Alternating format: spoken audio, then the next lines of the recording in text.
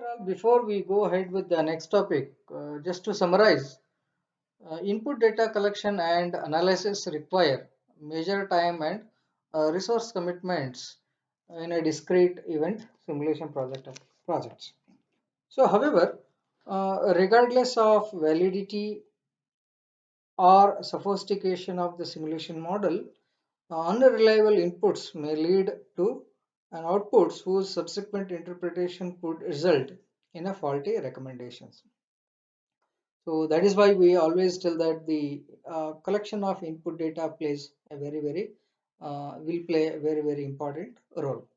Now in this chapter we discussed the four different steps in the development of models in an input data. So collecting data, identifying the underlying statistical distribution, estimating the parameters, and testing for goodness of fit test. So now we have identified the different suggestions were given for facilitating the data collection step. So after collecting the various data, the statistical model should be hypothesized. So constructing an histogram is very useful at this point time if the sufficient data are available. Based on the underlying process and the shape of the histogram, the distribution can easily be selected for further process. Now, after investigation, then we'll proceed with the estimation of parameters for hypothesized distribution. So, where we talked about suggested estimators for different kind of distributions which are used in simulations. So where in which the sample mean and sample variance have been identified as the suggested estimators. So after that, in the last step of the entire process, we talked about testing of hypothesis, distributional hypothesis. So where we talked about plotting a graph, or we have used KS test, we have used chi-square test for different kind of distribution. So after this, we are going to talk about the different ways to analyze the performance of that particular systems whichever you have simulated. Okay, so that is what we'll call it as estimation of absolute performance. Now, types of simulation with respect to output analysis. So based on the output whatever you have generated, so we are going to categorize the different simulations into different categories. So usually this output analysis is the examination of data that is being generated by the simulation, so which you are already aware of it. It is either to predict the performance of a system or to compare the performance of two or more alternative system designs.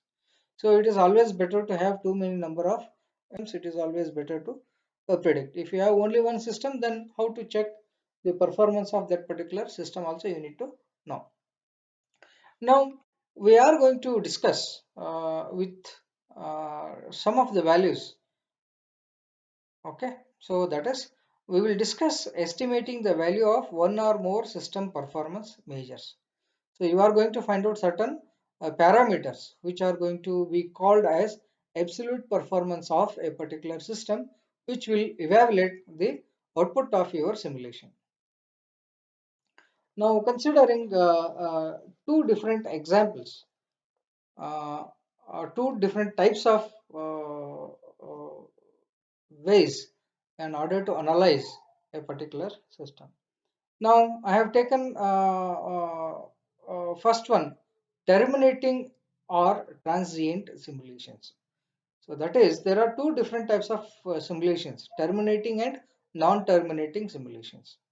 If you look at a terminating simulation is one that runs for some duration of time te, okay, where e is the specified event or set of events that stops the simulation. Such simulated system opens at time t is equal to 0 under initial conditions and closed at the stopping time event TE. So this is nothing but your simulation will start at a particular period of a time and it is going to end up with a TE, that is stopping event time. Such example I have taken, when a bank opens at 8:30 a.m., exactly 8:30 a.m., that is time T is equal to 0, with no customers present and 8 of the 11 counters are working with the initial conditions.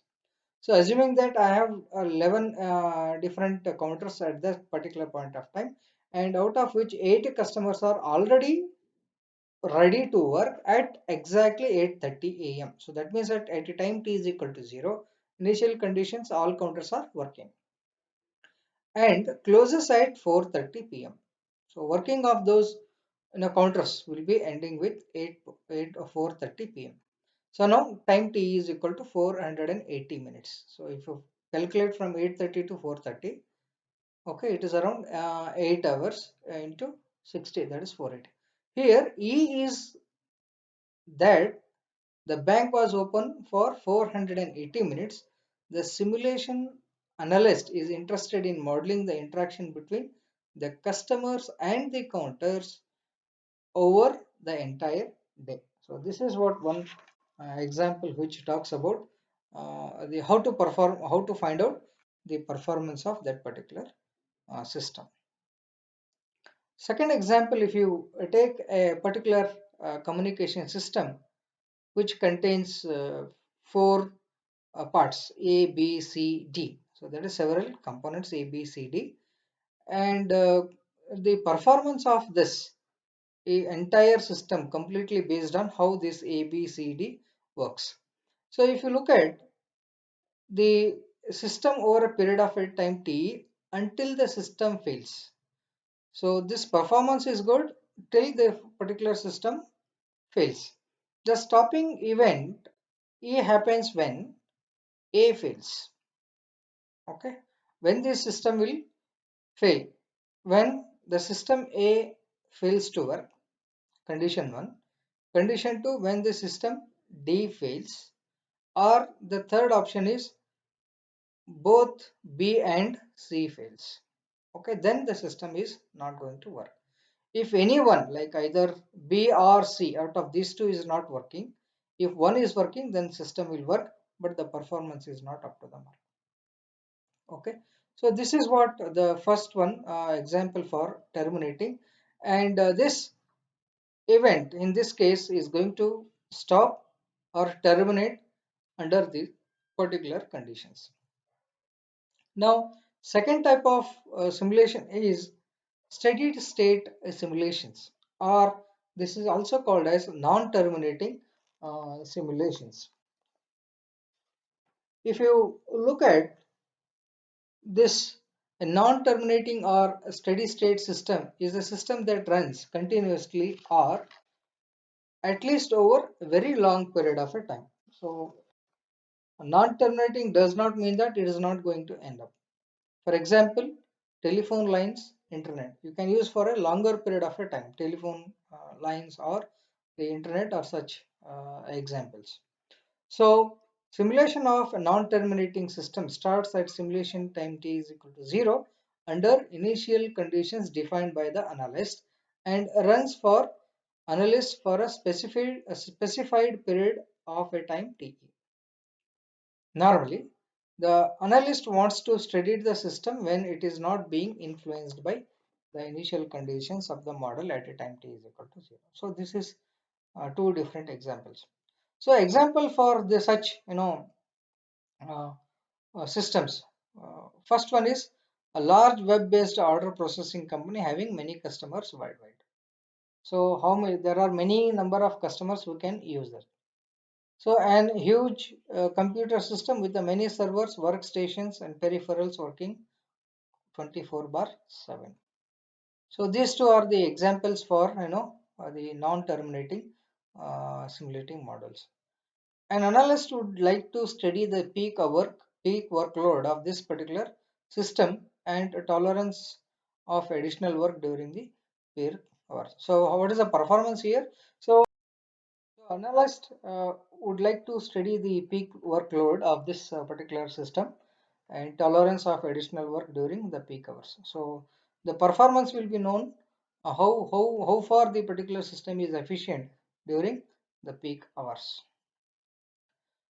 So now there are three important points, like what are the how the particular performance will be measured for a particular model. So if you look at, consider the estimation of parameter, that is theta, of a particular system. So here we are going to represent the performance by theta. It is desired to have a point estimate and an interval estimate of theta. Okay. So the length of interval estimate is the measure of the error in the point estimate. Okay, we will see this. The simulation output data may be of two types. One is of discrete type. Assume that the different data are of the form y1, y2, y3, which is called as discrete data. We have seen uh, different examples on discrete data also. For example, yi may be the delay customer at I, total cost in the week I, etc. So these are all the different parameters. So notation theta is used to used as a parameter for discrete data. Okay. So and this is theta cap is something called as a mean of a given data. Now, usually, this is one thing, that is something called a point estimation. The point estimator theta is based on y1, y2, y3 and is defined as theta cap q cap, okay, equal to 1 by n sigma of I equal to 1 to n y t. Here, q cap is a sample mean based on the sample size n. The point estimator q cap is said to be unbiased if this E of q is equal to q. Okay. In generally, they are not equal. So this difference E of q minus q is called as the bias in the point estimator, which is called as a point estimator q. So these are all which are part of your module number 4, but in continuation which is there in the module number 5, so which is about your same thing, absolute performance. Now there is another point which is confidential interval estimation. So this is generally used to use for continuous distributions. We know that the model is represented by the random variable yi with a normal distribution. We have a mean is equal to theta and variance equal to this one, sigma square. So y bar equal to 1 by n minus 1. So this is what the mean value. So here I have it is y bar, and in this case we can represent it with theta. The estimate is computed based on the sample and has an error. So now we know that the sample variance for this is equal to s square 1 divided by n minus 1 sigma I equal to 1 yi bar minus y bar whole square. Now the confidential interval is y bar plus or minus t into s by square root of n, where distribution is with n minus 1 degrees of freedom.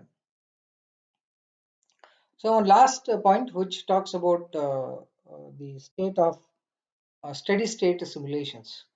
So these are all the things which are basically you need to concentrate.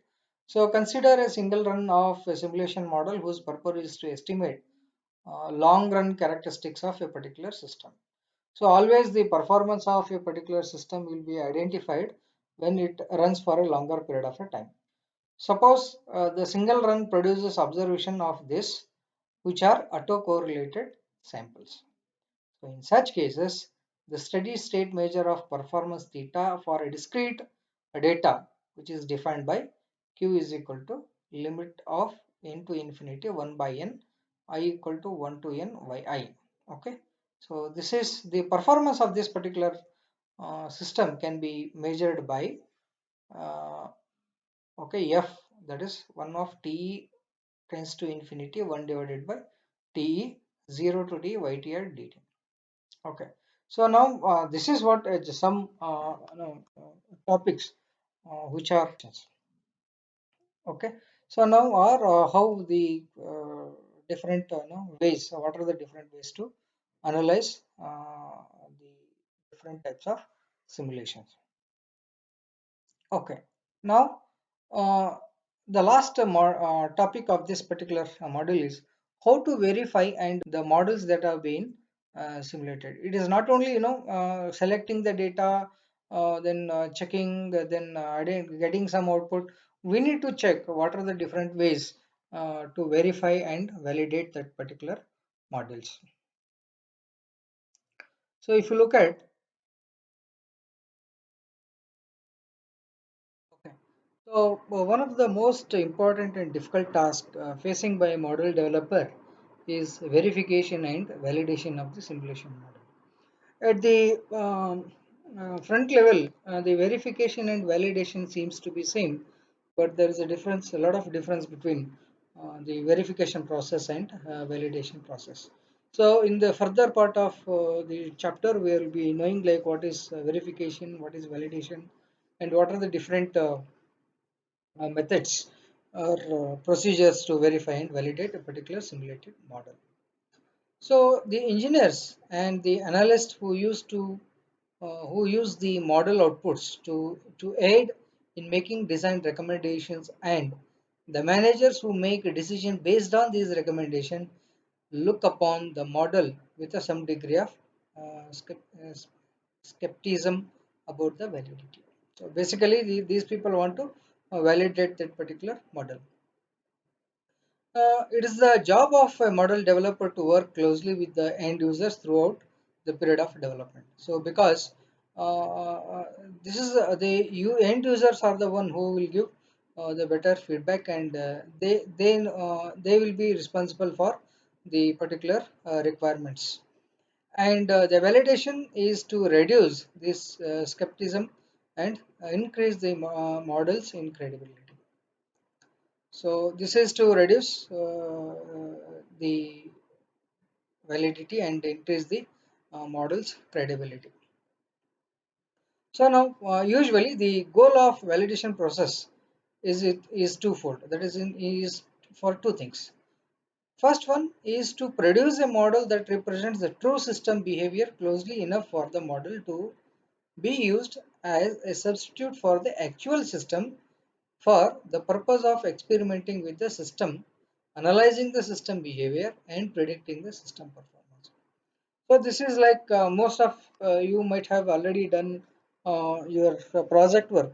So wherein we to design a particular system which is nearly uh, works nearly as per the actual system, and it talks about the behavior of that particular system and analyze that particular system. That is another important thing, is to analyze and experiment with the particular system. In real time, it becomes very difficult for us to experiment on the system. So once it is designed, developed, verified, then validated, then everything works fine. Then only it comes. We are going to use to in the real time model.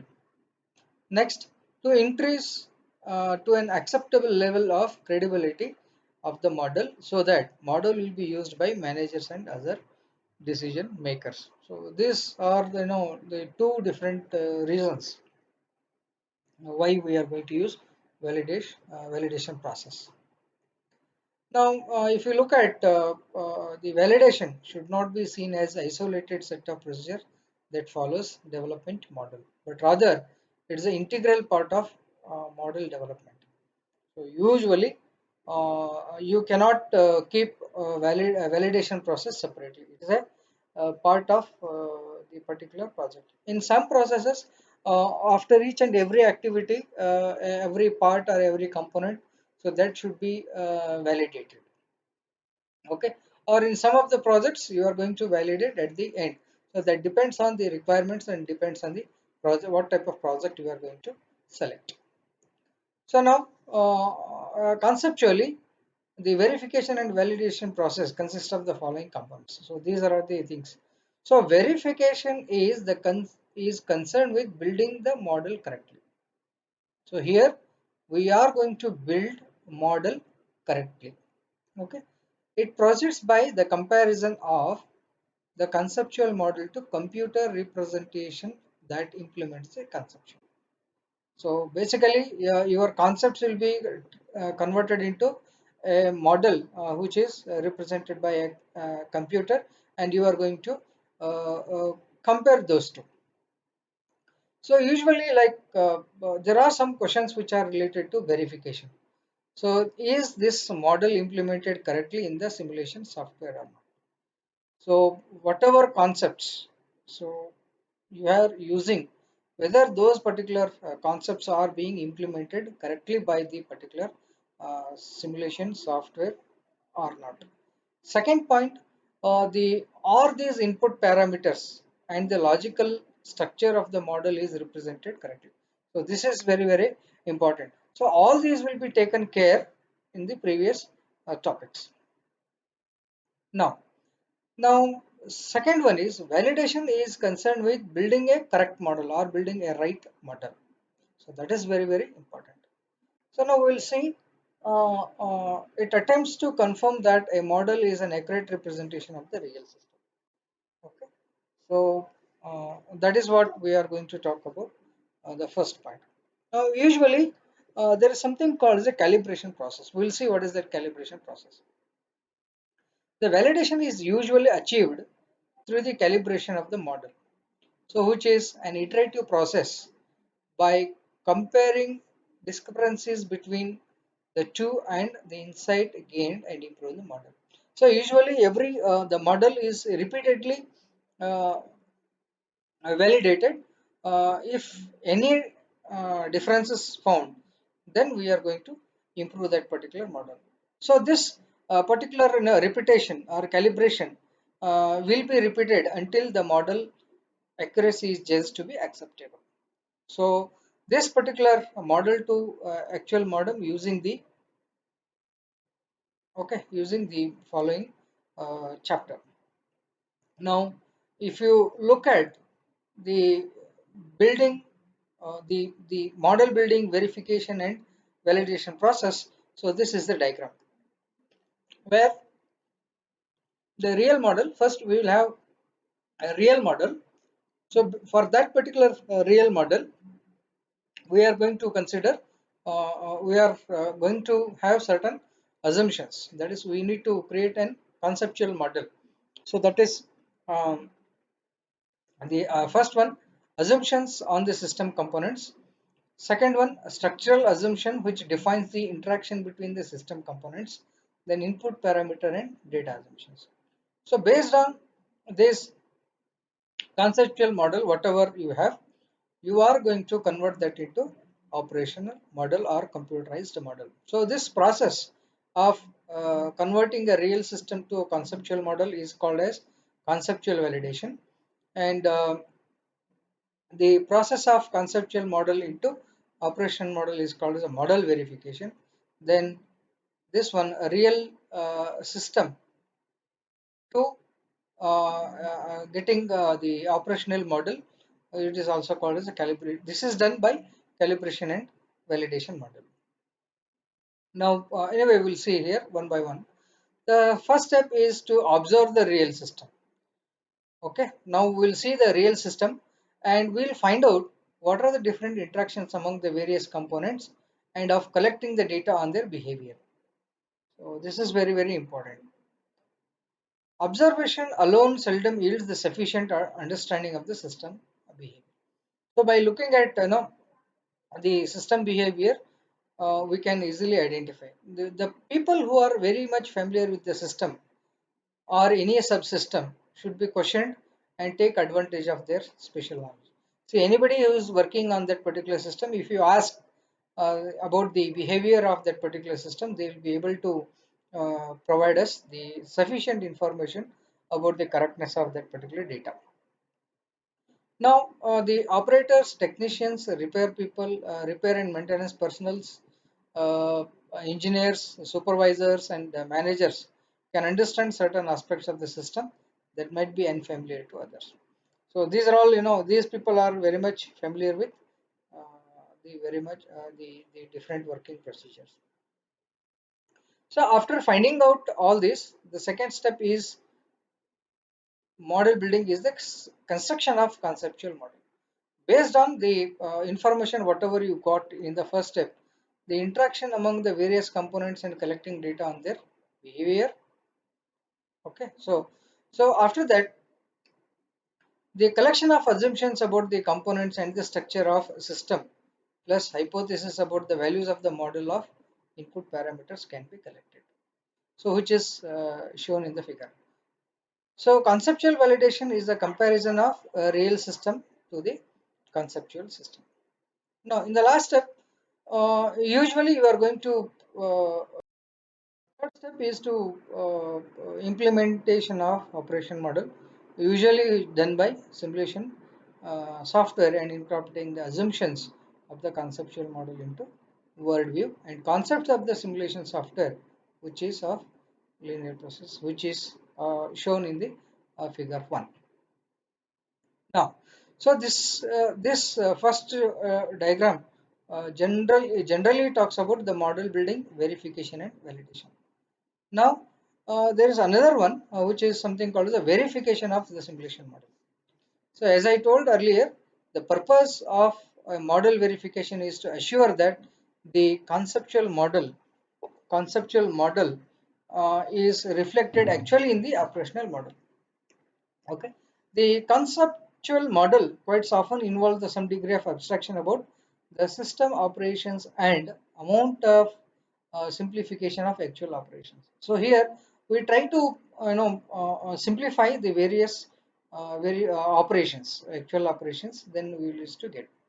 So if you look at his conceptual model, assumptions about the system components and the structure, parameter value, abstractions, simplifications are actually represented by operational models or not, we are going to check. Okay. Now, usually when you are verifying, there are some common sense suggestions which can be used by verification process. uh, have the operational model checked by someone other than its developer, preferably an expert in the simulation software. So now whatever model you have generated or created or simulated, so it is always better to get it checked by someone else. So as a self developer, if you ask me to verify it, so for me it seems to be a good one. So but if you give to someone else, they can identify they may identify certain bugs, or sometimes they may give you certain other possible good suggestions. Then a second point is make flow diagram that includes each logically possible action the system can take whenever then event occurs, and follow the model logic for each action. So one more thing, like whenever, that is why we always tell you to draw design DFD, that is design flow diagram. Okay, so data flow diagram and our methodology, we ask you to find out certain diagrammatical pictures where in which flow charts you are able to draw that. So that's what about the second point. Third one is closely examine the model output reasonableness under variety of settings for the same set of input. See, when you have a different settings and with the same input parameters, you should not get different values. Okay. However, you have implemented model display a wide variety of statistics and examine all of them closely. So you have to have an implemented model to display so wide variety of output statistics, which will examine all of them closely. Now, the fourth important point is have the operational model print the input parameters at the end of the simulation, and to be sure that these parameter values have not been been changed in eventually. So you need to check what are the various parameters there at the end of the simulation which cannot be varied. Now, make the operational model as self-document as possible. So usually, that is where the people will look for a particular procedure or code in order to call it once again and again. So that is what we will call it as self-documented as possible. So give precise definition of every variable used and general description of purpose of each submodel, procedures, component and other subdivision. So if the operational model is animated, so in that case verify that what is seen in the animation imitates the actual system. So whether it is going to imitate the actual system or not, that you have to check if that particular model is animated. Now examples of error can be observed through animation or automated guidelines vehicles that pass through one another on unidirectional path or at intersection of entities. So this is one example for it. Then another one is graphical interfaces that are recommended and accomplishing verification and validation. So usually this is one of the important point where you are going to have a graphical representation of a particular model, so which is essentially a form of self documentation which simplify the task of understanding a particular model. So these are all the various 7 common sense suggestions which can be used only for verification process. Now another one is something called as a calibration process. So verification and validation, although conceptually distinct, visually are conducted simultaneously by the model. So verification is you are going to verify whether you are getting correct output or not. But validation is that particular output, whatever it is generated, is correct or not. Say, for example, when you are writing an algorithm to find addition of two numbers, so you are going to write a plus b is equal to 5. But a validation process is like whether for all the inputs you are getting the correct output or not. So logically, whether your project is correct or not, that program is correct or not, that you are going to check with the validation process. Is the overall process of comparing the model and its behavior to the real system with its behavior. Okay, so this is what the validation process is all about. So okay, so now see the calibration. So in order to verify or validate, you are going to repeatedly verify your project work. So that is something called as a calibration. So if you look at the calibration is the iterative process of comparing the model to the real system, make adjustments or even certain major changes to the model, comparing the revised model to the reality, making additional adjustments, comparing again, and so on and so forth. That is, first time you will verify, compare, you will find certain changes. Then again you will adjust and incorporate those changes. Then again you will come up with one more model. That is second step. Again you will verify that one also. If you find there is certain changes needs to be done. So till you get the actual output or actual model, you are going to repeat the same procedure. So this is a kind of iterative process. Now if you look at this particular model, you have the real system. So what you are going to do, you are going to have a certain initial model, then you will compare with the real system. If there are certain changes, then you are going to revise it. So again you will get the first revision of model. Then again you are going to check this first revised model with the another model which is to reality. Then again you will come up with another model, that is second revision model. So this process you are going to iteratively you will do it till you get your final model. So that is what the figure 2 shows the relationship between the model of a calibration to overall validation process. The comparison of a model to the reality is carried out by the variety of tests, some subjective and other objectives.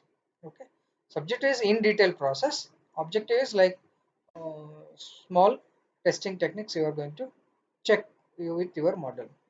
So usually the subjective people subjective tests usually involve the various people who are the knowledge about one or more aspects of that particular system, and they will make certain adjustments, judgments about the model and its output. So after this, so there is objective is something like always require data on systems behavior plus corresponding data produced by the model. So this is what the calibration model.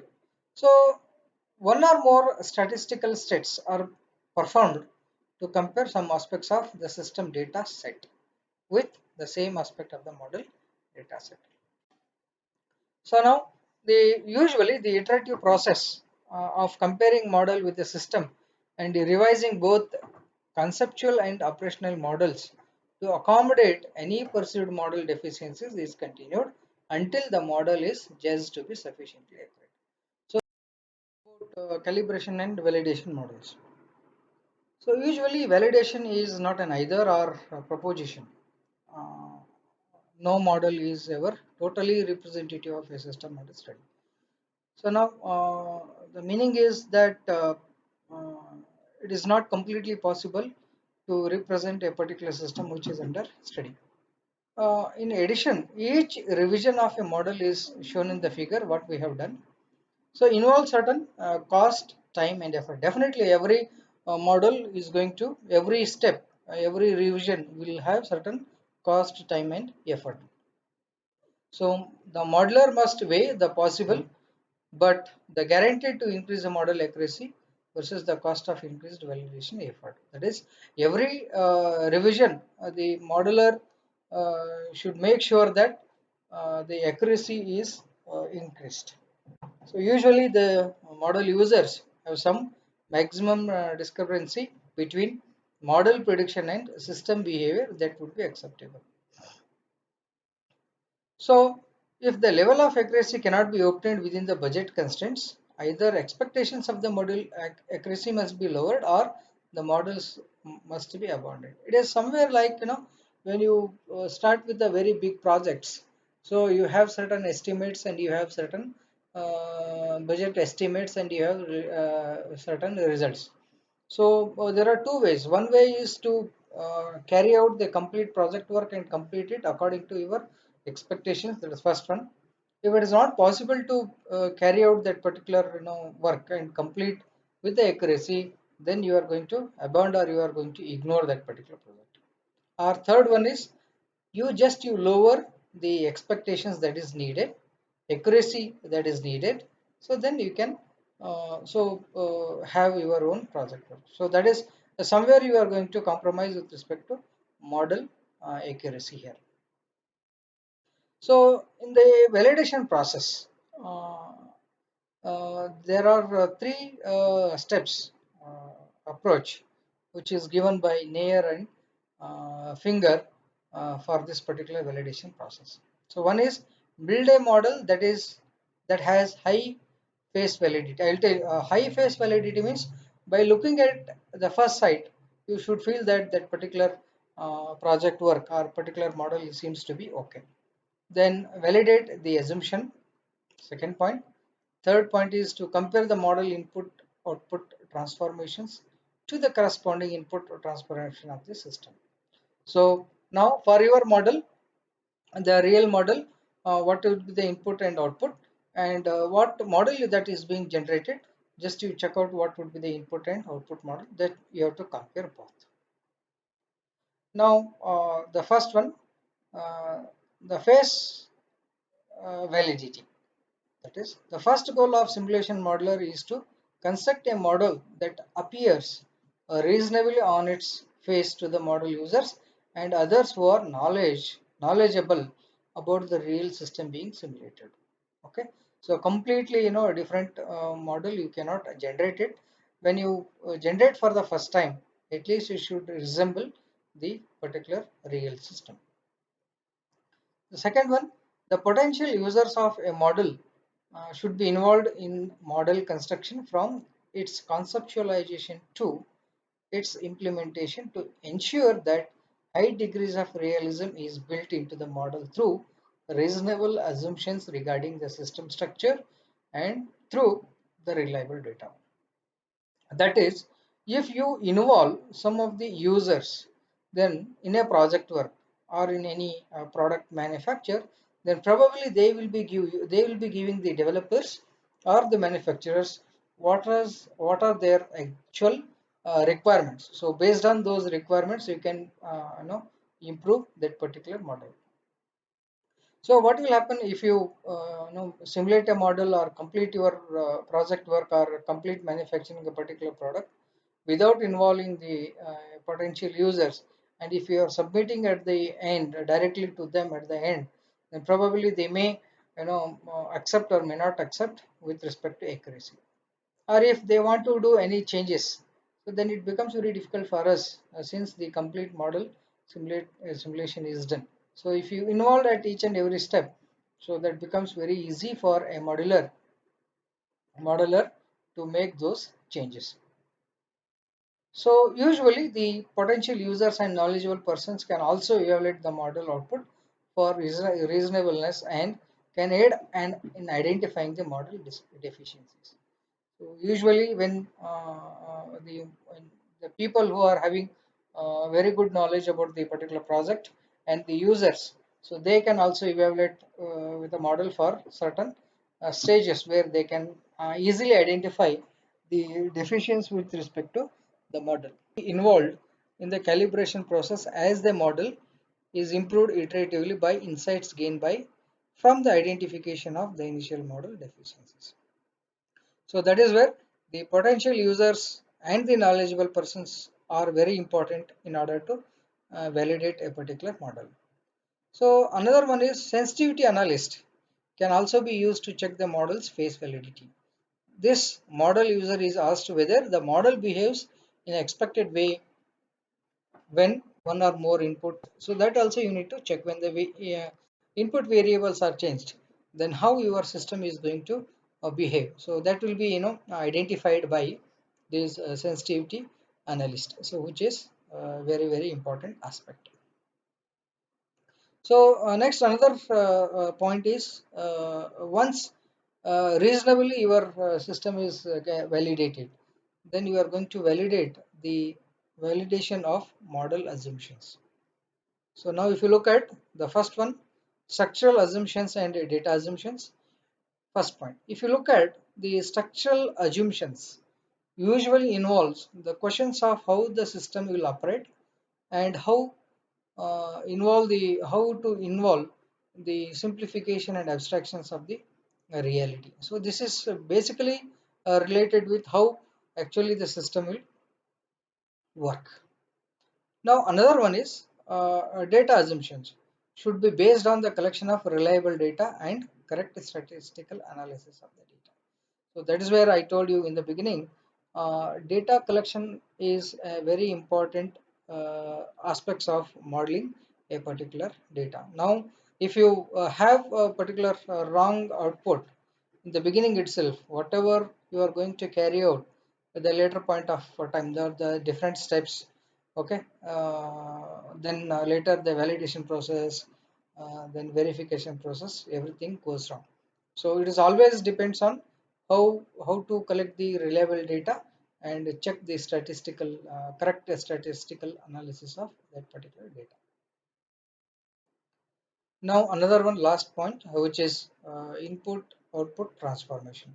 So ultimate test of a model is only the objective of this particular test is to check the outputs. So that is what the ultimate test of a model, and in fact the only objective test of the model is as a whole is that model's ability to predict the future behavior of the real system when the model input data match the real inputs and the policy is implemented in the model is implemented at some point of time. So this is what your input output transformation. Now in this particular phase of validation process, usually model is viewed as an input output transformation. Okay, what your model contains, mainly your input in between process, then you will have output. So that is the model accepts the values of the input parameters, transforms these inputs to output measures, of the performance. It is corresponding that is being validated. So this is how we are going to validate it. So this completes your model, the calibration and validation models of the models.